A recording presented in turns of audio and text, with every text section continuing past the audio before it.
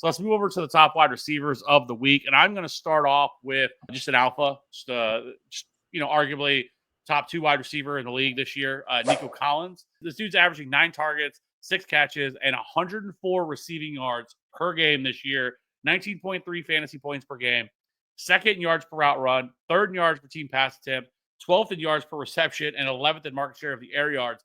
Nico has posted wide receiver 1 weeks in 6 of 9 games this season. And now they get a matchup on Saturday against the Chiefs, who may or may not have Patrick Mahomes for this game. Could be Carson Wentz. But since week 10, the Chiefs have allowed the 10th most receiving yards and 11.5 yards per reception, which ranks 11th. The Chiefs also play man coverage nearly 40% of the time, which is one of the highest rates in the league. Nico has a 3.69 yard per route run, which is the 3rd highest among all wide receivers. So maybe he's just a man beater. No, he's also incredible against zone. He is 2nd in yard per route run against zone coverage this season. The Chiefs play cover 4 at the highest rate, and Nico Collins is absolutely torched cover 4 this year with a 0.93 fantasy points per route run, which is by far the most among all wide receivers this year. So this is a smash spot for Nico Collins this week. Nico Collins has been an absolute dude this year. He could be even better than what he is. He's had some touchdowns called back and stuff like that. But the dude has just been absolutely incredible. Like, he really does remind me of Julio Jones. Like, his size, speed, and ability, his ability to run routes. Like, the dude has just been an absolute monster. And it's been such a fun story because he kind of came out of nowhere a little bit last year and then has really kind of put it together this year. Yet he missed some time. But still, dude's averaging over 100 receiving yards per game. Nearly 20 fantasy points per game. So Nico has been an absolute monster. It sets up as a really good matchup. The Chiefs really struggle, especially defending the deep ball. I don't know how they're going to do it against Nico Collins because the Chiefs really have a lot of issues, especially turning around and tracking the ball. And you're just going to get mossed and you're just going to get cooked.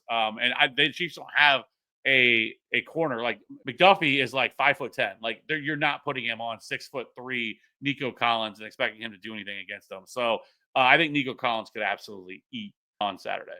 Yeah, Collins has been like what we used to expect from fantasy receivers, where it's year 3 or later was like the real breakout, and like for people who are newer to fantasy, like that used to be like the role. Like, people, like, it was always, you'd always see it coming out. Who's the year 3 wide receiver breakout?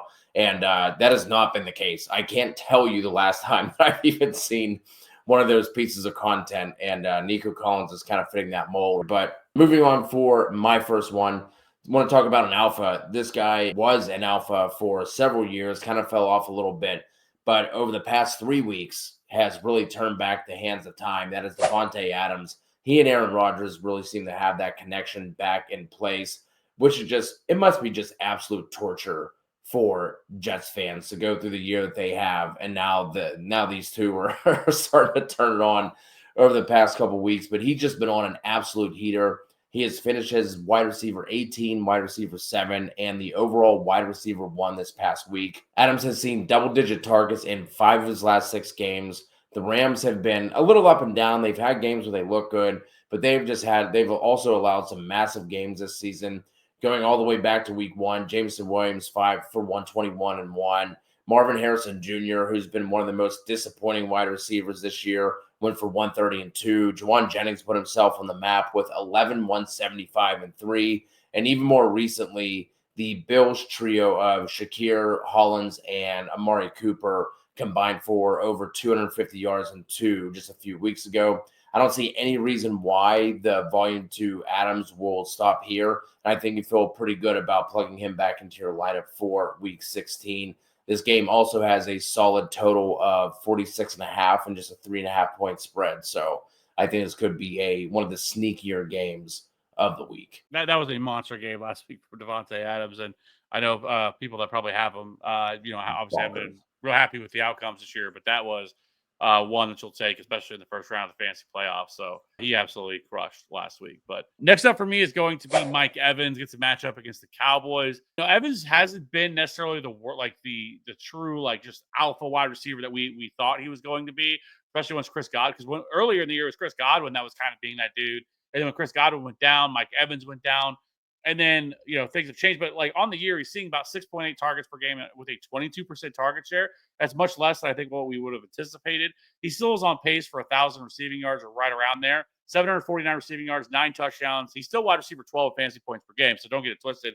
Like, it's not like he's having a bad year, but I will say, though, in recent weeks, since he's returned from that injury, in games that were close, Evans has scored, 26 and 37 fantasy points and targeted 23 times in those 2 games. And the 2 blowouts they've had, he's only averaged 11 fantasy points and was only targeted just 11 times. So this matchup against the Cowboys, I think, is obviously critical for them. They have to win this game, but the Cowboys offense has been playing much better. So I do anticipate this game being much closer, not a game that the Bucs are going to come in and steamroll them, which is obviously great news for Mike Evans. And Mike Evans has a top 2 schematic matchup against the Cowboys this week. The Cowboys run cover 3 nearly 40% of the time. This is a coverage shell that Mike Evans has cooked. He is averaging 0.86 fantasy points per route run, which is the 3rd highest among all wide receivers against cover 3. Dallas also allows the 11th most fantasy points to outside wide receivers. They also just recently lost Trevon Diggs, which obviously hurts their secondary even further. So Mike Evans is an easy top 8 wide receiver play for me this week.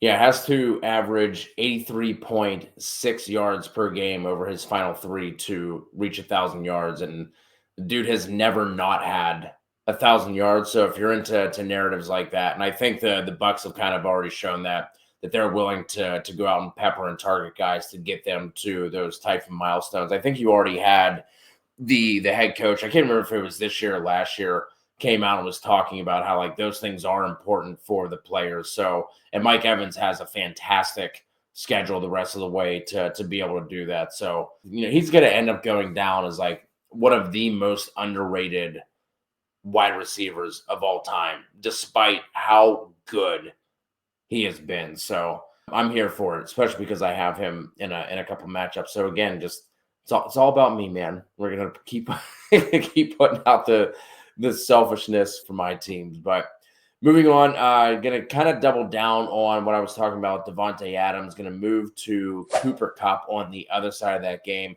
You're obviously starting Puka.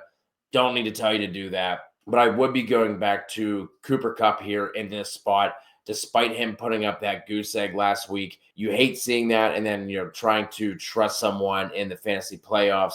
But this is setting up to be a nice spot for the Rams passing attack in general. Despite the Jets allowing the 7th fewest fantasy points per game on the season, they have allowed the 7th most points per game to wideouts over the past 5 weeks. That includes Brian Thomas Jr. going 10 for 105 and 2 last week, while catching passes from Mack, MF, and Jones. Before that, Anthony Richardson a few weeks ago had one of his most efficient outings of his career, potentially. Went 20 for 30 in that game. Hit Josh Downs for 5 for 84 and 1. So this isn't a matchup that worries me whatsoever. It doesn't look like we have any weather concerns to be worried about right now in East Rutherford. So I'm firing up Kupp here in this spot. And like I said, could be a really sneaky shootout and have a lot of fantasy potential for your playoffs.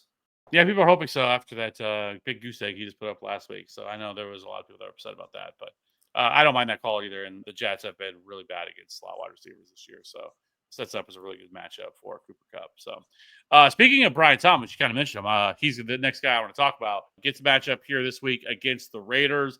Brian Thomas has been an absolute dog this year, though. I mean, he currently ranks among all wide receivers, not rookie wide receivers, all wide receivers, 8th in receiving yards and 5th in receiving touchdowns. I don't think it's like hot to say this. I think he's been the best rookie wide receiver this year, and I don't know if it's actually close.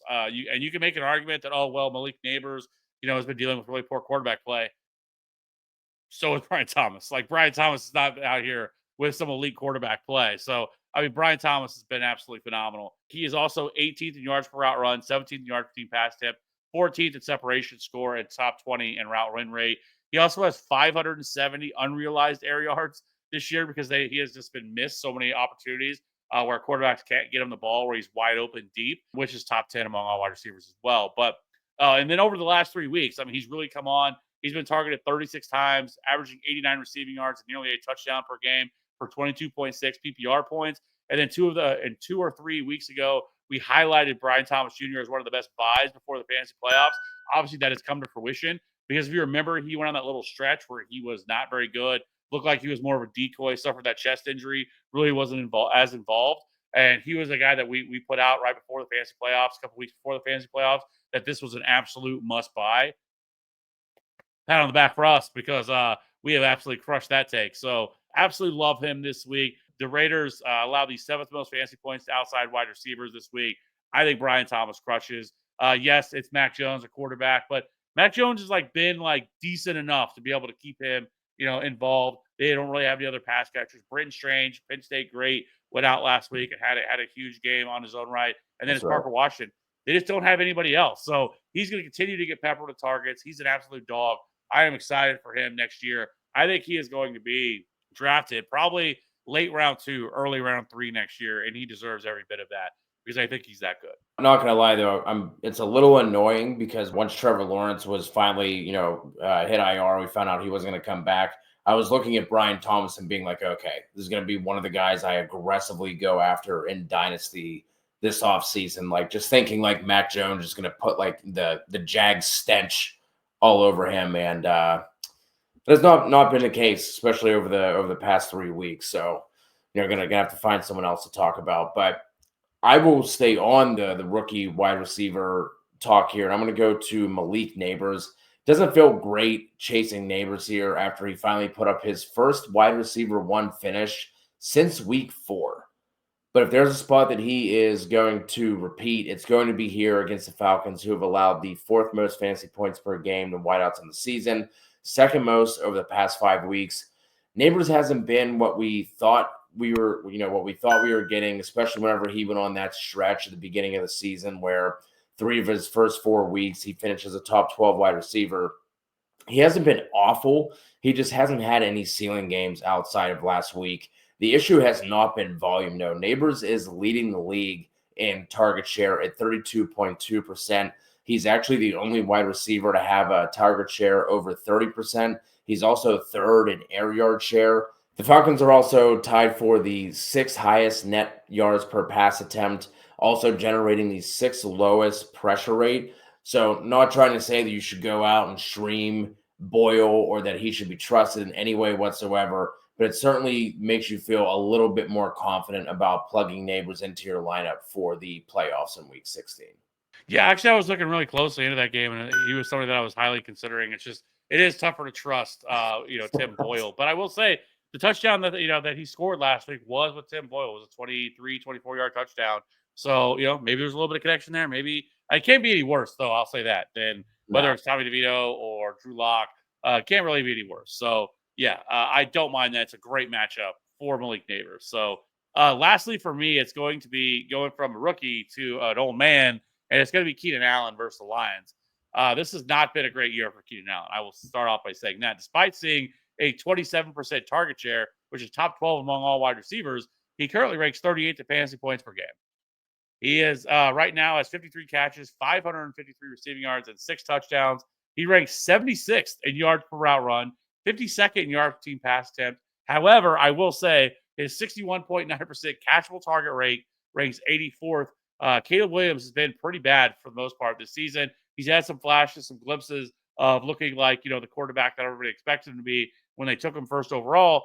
But he's also been highly, highly inaccurate this year. So hopefully things turn around. But I will say from weeks 1 through 11, Keenan only had 1 game where he scored above 10 fantasy points. But in weeks 12 through 15, he has now scored 20 PPR points in 3 of his last 4 games.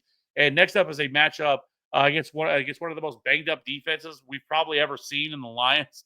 The Lions have 22 players on IR. That is absolutely insane to me. And 16 of those have come on the defensive side of the ball. They just lost Carlton Davis, who is one of their, if not their best cover corner, has only allowed a 55% completion percentage this year, less than an 80 quarterback rating when targeted this year. They just lost him with a broken jaw. It's just, I don't know what's happened. How they continue to lose players. It's like every single game they lose another key piece to this team. So, Dave Montgomery's out for the year. It's just absolutely wild what has happened to this team. But it's also credit to them for what their record is, because most teams would not be able to do what they've done. So hats off to them. But either way, for Keenan Allen, this is a great matchup, as the Lions have allowed the 6th most PPR points to wide receivers this year. But we also just saw this matchup a few weeks ago. Caleb Williams actually looked functional, looked good in that game. And Keenan had 5 catches, 73 yards, with 2 scores for 24 PPR points. I would expect much of the same this week against a very, very beat up Lions defense. I think you can look DJ Moore's way as well. We know that the Lions for sure are going to push this Bears team, so should force them into a pass-heavy game script, just like it did a few weeks ago on Thanksgiving. I think in that game, Caleb Williams looked like dog shit in the first half, but then really turned around the second half. So, fingers crossed we get some garbage time production out of that one. I want to throw out my final two. The first one, just like a situation to monitor. DeVonta Smith, obviously we had A.J. Brown come out, look like maybe in that game he suffered what potentially could have been a high ankle. Seems like he's going to be okay. But to me, I don't know, maybe I'm just putting that out there into the ether. But to me, it just would not make sense to put him back out there in this game against the Commanders. Obviously, it's a divisional game, but the Eagles have a healthy lead here. Also have tiebreakers already in hand. So if he were to potentially sit, DeVonta Smith would go right into your lineups as a must-start wide receiver. And the last one I want to mention, we've touched on this game already, but Jameson Williams here going up against the Bears. The Bears have allowed the 13th most fantasy points per game to wide receivers of the past 5 weeks. No David Montgomery, like we mentioned, so they could potentially look to the air more frequently in this one. The Lions are tied for the third highest implied team total on the week. We know they're not going to take their foot off the gas. The Bears have faced the 6th highest defensive average depth of target. They've also allowed the 5th most receptions of 20-plus yards, and they've allowed 8 40-plus receptions, which is tied for the 7th most. Williams is obviously more volatile, more boom bust, but if you need that this week, this is a great spot to put Williams into your lineup. A name that I actually got really close to wanting to, I went back and forth, ended up not using him, was Josh Downs. He has a top 10 schematic matchup this week going up against the Titans. Last week he had 8 targets, so that was a very good positive to see. Now it is always a ride when it comes to Anthony Richardson, because Anthony Richardson is just Anthony Richardson and super inaccurate, super frustrating, but it is a really great matchup for Josh Downs. So I think he is kind of like a lower end wide receiver 3 this week that you can take a look at. And then I also think Xavier Worthy is also pretty interesting. Was really high on him last week, kind of high on him again this week. Whether it's Carson Wentz, whether it's Patrick Mahomes, I think Carson Wentz is good enough to be able to support this offense with Andy Reid. We've seen Andy Reid do stuff with like Matt Moore. Carson Wentz at least has experience, stuff like that. So I actually think Carson Wentz is probably going to start this game and play this game. It doesn't make a lot of sense for the Chiefs to rush out Patrick Mahomes, given that they have a 2-game lead over Buffalo. And so, but Xavier Worthy, Houston has not been very good against wide receivers. They have been really poor allowing deep balls on the season. So I do think that Xavier Worthy sets up pretty nicely in a game like this, where I think you could get Carson Wentz moving and get him. He has a big arm, certainly can hit him deep. And so I do kind of like Xavier Worthy, as another option as well. And I also think they're going to try to get the ball out of his hands pretty quickly. And so I think that also sets up nicely for Xavier Worthy. So I think Xavier Worthy, Josh Downs, 2 other guys you can look at.